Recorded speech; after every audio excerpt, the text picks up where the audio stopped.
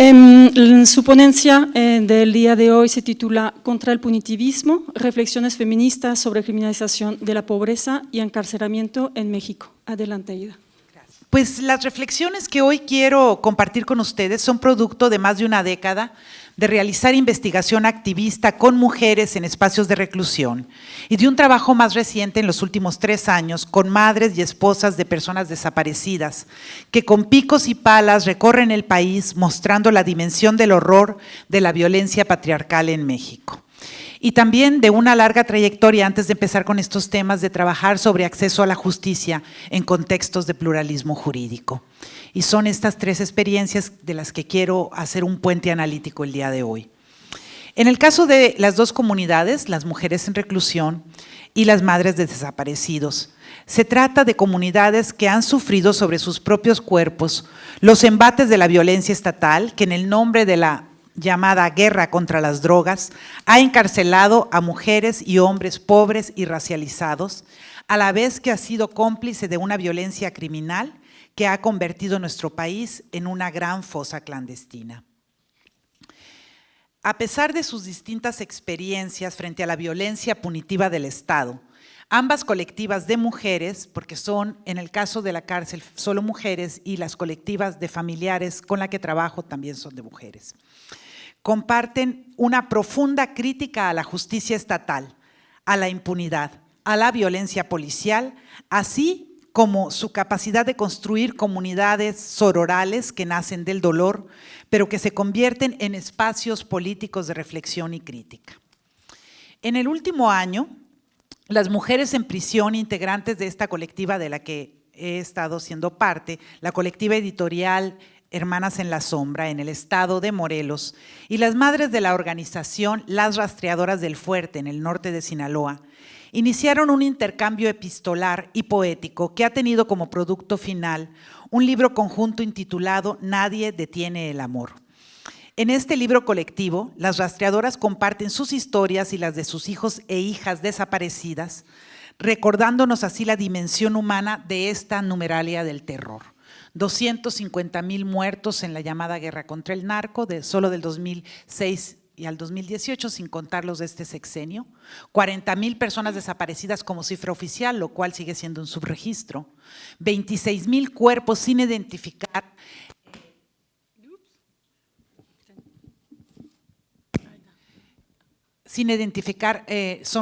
No son fosas clandestinas, sino son fosas comunes bajo custodia del Estado.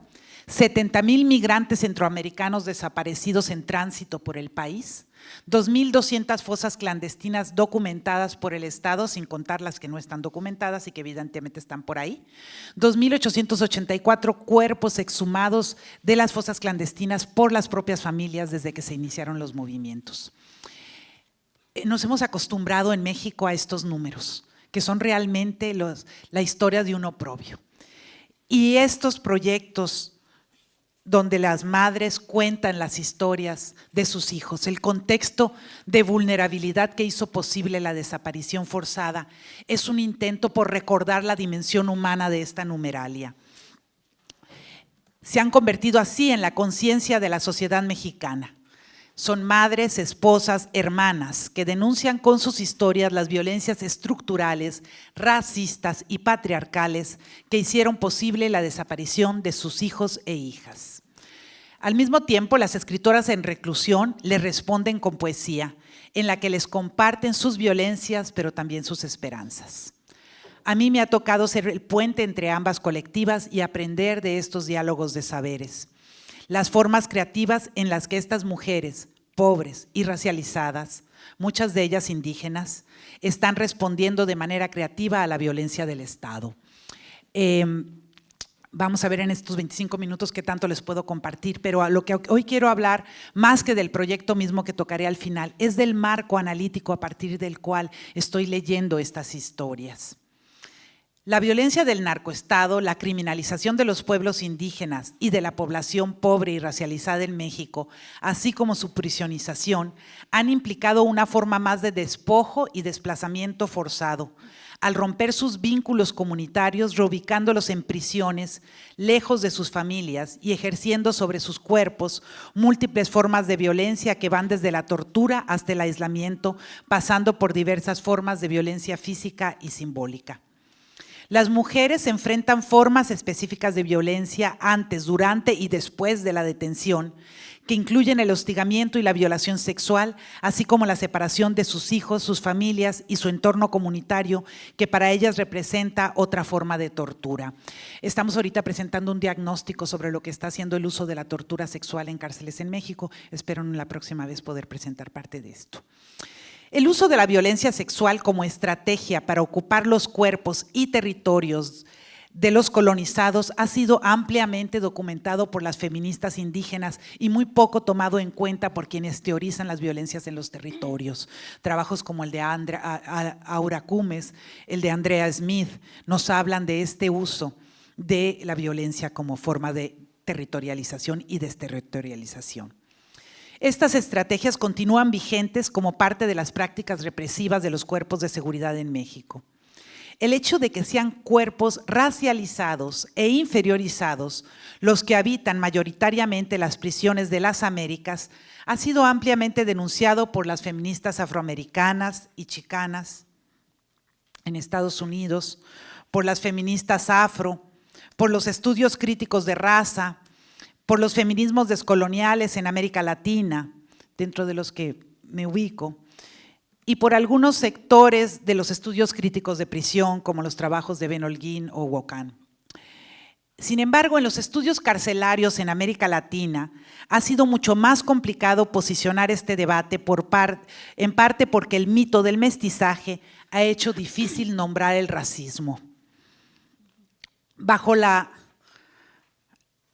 falsa premisa de que las naciones latinoamericanas, al ser producto del mestizaje, no han creado los contextos de segregación racial que caracterizan a los países del norte, se argumenta que, por lo tanto, en la cárcel solo están ciudadanos, mayoritariamente pobres, que por el contexto de vulnerabilidad económica son más propensos a delinquir.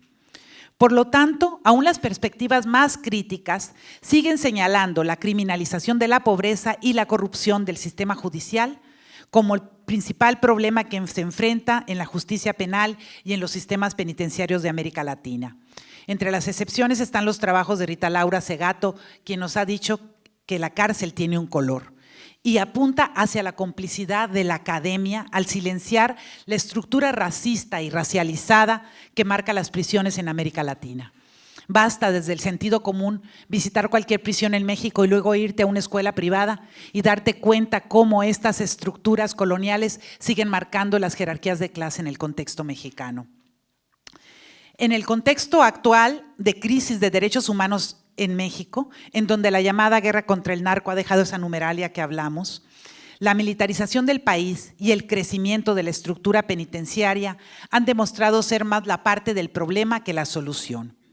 El encarcelamiento de las mujeres indígenas y de las campesinas y mujeres pobres urbanas racializadas ha dejado a sus hijos menores de edad solos y vulnerables para ser reclutados por el crimen organizado.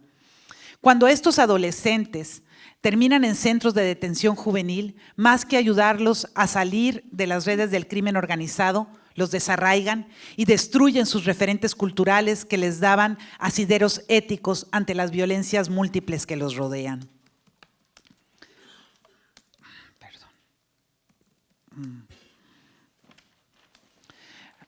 Más allá de la subrepresentación de la población indígena en los sexos oficiales, la etnografía de los espacios penitenciarios en México nos muestra que son hombres y mujeres pobres y racializados de origen indígena los que habitan las prisiones. Esto nos lleva a señalar la existencia, por un lado, de un racismo exógeno al sistema judicial, es decir, un racismo sistémico que ubica ciertos cuerpos en ciertas geografías, en donde la inversión para el bienestar social es mucho más baja que la inversión para políticas de seguridad, y en donde las violencias extremas, como la desaparición forzada y el feminicidio, marcan las dinámicas comunitarias, a la vez que la criminalización y la consecuente prisionización tiende a ser más alta. Bueno, yo he escrito en otros lugares sobre estas geografías racializadas, y argumentando que no es en sí que se les está matando por ser de ascendencia indígena, sino que estas estructuras y estas jerarquías de origen colonial que aquí describe también Santiago Castro, siguen marcando la manera en que se está viviendo la violencia en México, y que sin embargo el racismo sigue siendo el tema no mencionado cuando analizamos la desaparición forzada, la prisionización. Aquí nos dice él, en América Latina son campesinos indígenas los que producen las drogas naturales, marihuana, hoja de coca y amapola. Son grupos racializados los que la venden en la calle. El campo de la distribución y la exportación la controla la élite criolla, que es la que se queda con la ganancia. Y si las cosas no salen bien o necesitan sacrificar una parte de la producción y por ende a unos sujetos, ¿quiénes son los que terminan en la cárcel? Los campesinos, hombres y mujeres indígenas, y yo añadiría campesinos y población urbana racializada. Con esto no quiero decir que sean exclusivamente ellos, pero sí mayoritariamente ellos, y eso tendría que hacernos plantear algunas preguntas analíticas. Sin embargo, el contexto histórico y político de la población indígena en México apunta hacia un elemento más que no se aborda en el caso de los estudios sobre población afroamericana o población chicana en prisión, y esto tiene que ver con el problema de los derechos colectivos y las jurisdicciones indígenas. En este sentido, existe un cuerpo de literatura con la que dialogamos muy poco en México, y es la literatura escrita por intelectuales nativoamericanos en Estados Unidos sobre lo que ellos llaman el settler colonialism, que yo diría el colonialismo que llegó para quedarse, que analiza sobre todo la experiencia de nativoamericanos en Estados Unidos y Canadá. Creo que ahí puede haber algunas pistas para pensar qué implica este tipo de racialización cuando existen marcos legales que reconocen jurisdicciones indígenas, como es el caso de México. Cada vez que un integrante de un pueblo originario es encarcelado sin que exista una coordinación jurisdiccional con la justicia indígena, se están violando legislaciones nacionales e internacionales que reconocen el derecho a sus propios sistemas normativos. En un sentido histórico, el encarcelamiento de hombres y mujeres indígenas representa una continuidad con las prácticas coloniales que imponen el derecho del colonizador sobre las normatividades y prácticas de la justicia y la población indígena. Es decir, no se trata solo de un problema de sobrerepresentación de cuerpos morenos en las cárceles, sino también de la imposición de un sistema punitivo que no responde a las formas de resolución de conflictos desarrolladas históricamente por los pueblos indígenas. Y en ese sentido creo que es importante pensar en este momento histórico, en qué está pasando en las regiones indígenas en México, en donde sí se ha logrado mantener las jurisdicciones indígenas y en donde no creo que se dé de manera casual, el crimen organizado no ha podido entrar. En muchas regiones de México, incluyendo las regiones autónomas zapatistas, las mujeres han apostado por transformar sus propios espacios de justicia indígena, rechazando la justicia racista y misógina del Estado neoliberal. En las últimas 2 décadas, un importante movimiento de mujeres indígenas ha dado la doble lucha, planteando por un lado ante el Estado la necesidad de reconocer el derecho de autodeterminación de los pueblos indígenas y por otro, luchando dentro de sus propias comunidades y organizaciones por plantear críticamente sus propios sistemas normativos. Por cuestión de tiempo no me voy a meter en esto, pero es algo que hemos venido trabajando como equipo de antropología jurídica en México, en CIESAS México. Nuestro libro Justicias Indígenas, Violencias Contemporáneas aborda estas experiencias, no desde una perspectiva idealizada del derecho indígena, sino de qué ha implicado la lucha de las mujeres dentro de sus comunidades por transformar sus propios sistemas de justicia y qué ha implicado para la construcción de culturas de paz en zonas donde están rodeadas por el crimen organizado y no ha logrado penetrar estas regiones. En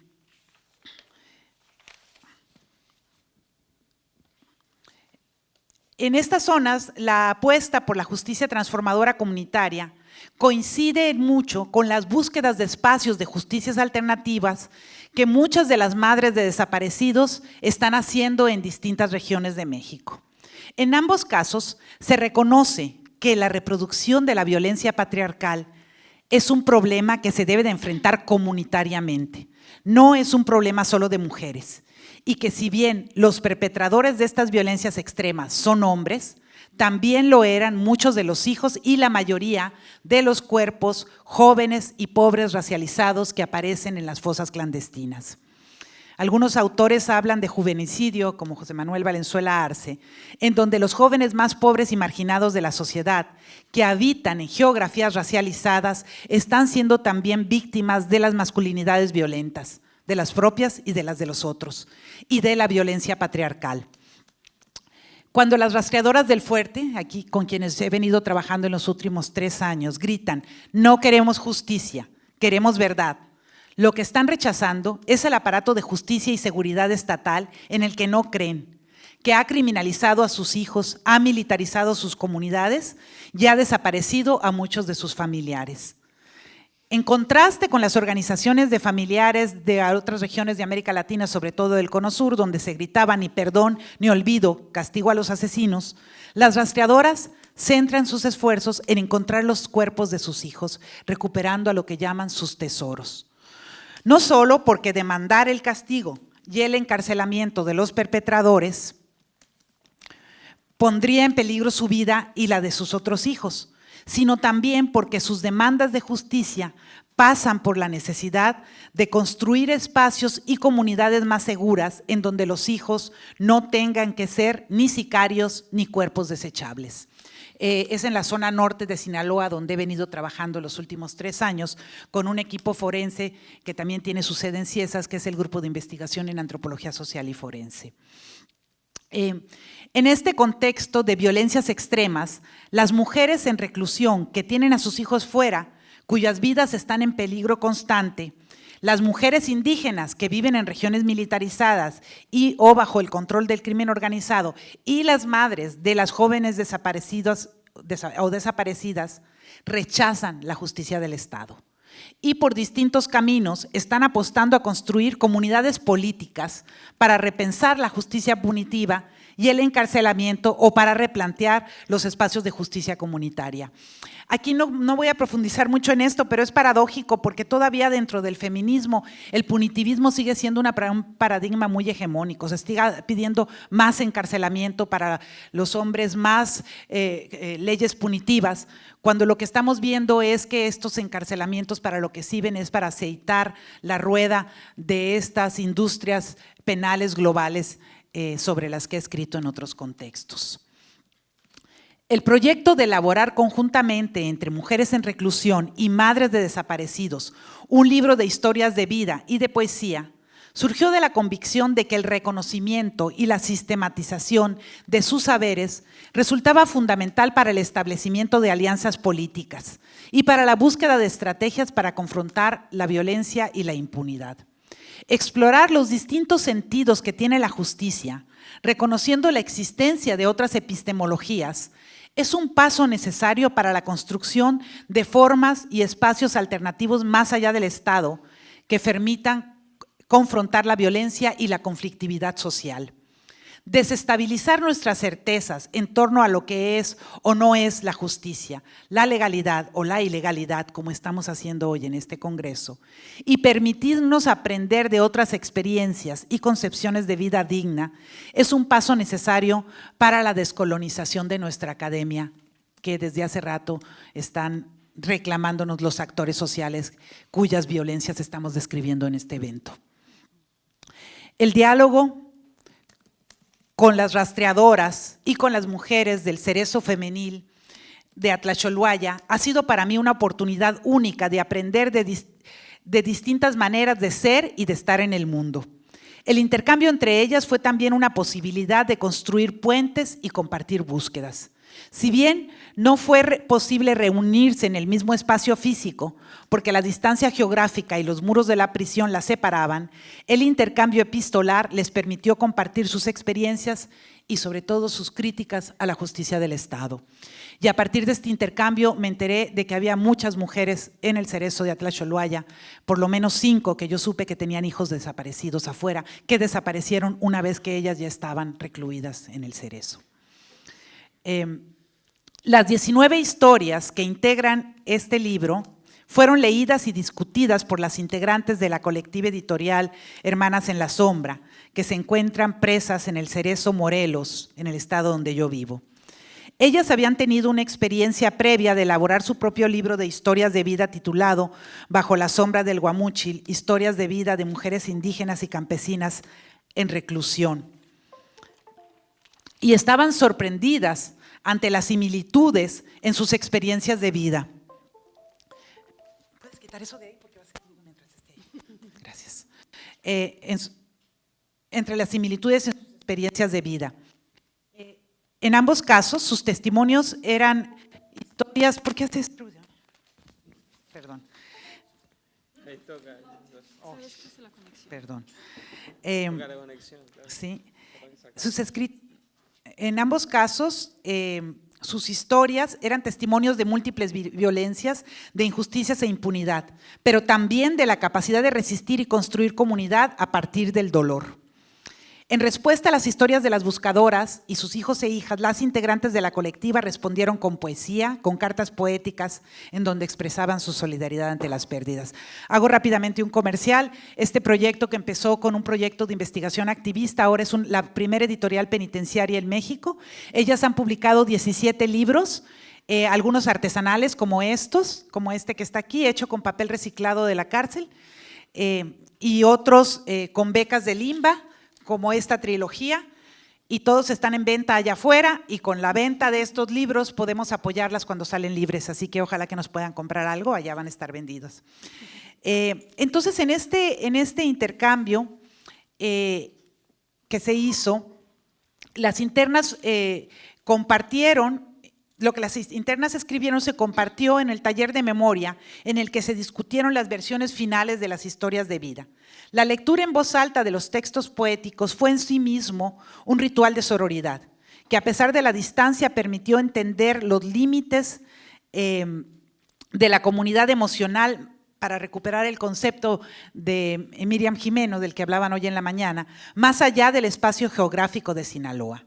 Nadie detiene el amor es un testimonio de este intercambio y a la vez explora las distintas estrategias textuales que las mujeres usan para teorizar y reflexionar sobre las realidades de violencia e impunidad que viven y pensar en una justicia transformadora que permita que los jóvenes que aún tienen en su casa no sean secuestrados ni física ni psicológicamente por la violencia patriarcal que está destruyendo nuestras comunidades. No me da mucho tiempo para hablar de esto, pero quiero plantear que varias de las familias del norte de Sinaloa pertenecen al pueblo Mayo Yoreme, y que es increíble que aún dentro del mismo movimiento indígena en México no se habla de los indígenas desaparecidos.